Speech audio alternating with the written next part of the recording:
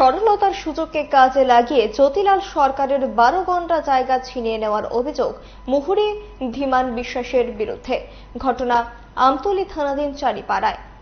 জ্যোতিলাল সরকার অসুস্থ থাকার কারণে জায়গা নথিপত্র ধীমান বিশ্বাস ও তপন সরকারের কাছে দিয়ে রাখেন।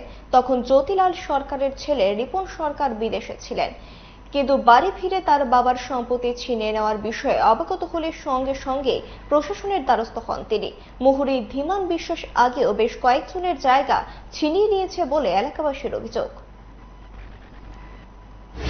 2017 বিদেশ গেছি, ঠিক আছে। তো 17 বিদেশ যাওয়ার পরে আমার বাবা মারা গেছে 2022-এ। তখন মনে করে যে আমার কাগজপত্র সব ধীমান সরকারের লোক আরেকজন আছে তপন সরকার করে নাম, তপন সরকারের দ্বারা সব কাগজপত্র দিয়ে আছে। বিদেশ থাকার সময় আমি পেপারে পাইছি যে এখানে বাইপাস হইতেছে, বাইপাসে আমার বাবার নাম আছে জায়গা। তখন আমি বিদেশ থেকে আসার পরে তারপরে আমি নোটিশ আনতে গেছি বাজারঘাট তহসিলে। যাওয়ার পরে করতেছে যে আমার বাপের জায়গা নাকি আমার বাপের দিক থেকে গেছে মধুসূদনের দ্বারা ও নাকি নাম দ্বারা লিখে জমা দিছি। তখন আমি কইলাম যে ওরা তেলে দাদা ছেলে আমার দলিলটা দু, আমার বাপের দিক থেকে গেছে না কি করছে আমি এটা দেখতাম।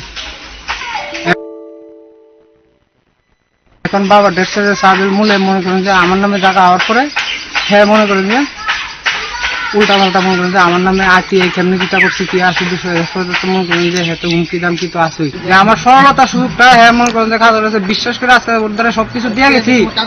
আজকে আমার সব কাগজপত্র কৈরাসাইরা সবকিছু কৈরাসাইরা ওখানে বিশ্বাসের ভিতরে মনে করেন যে বিশ্বাসের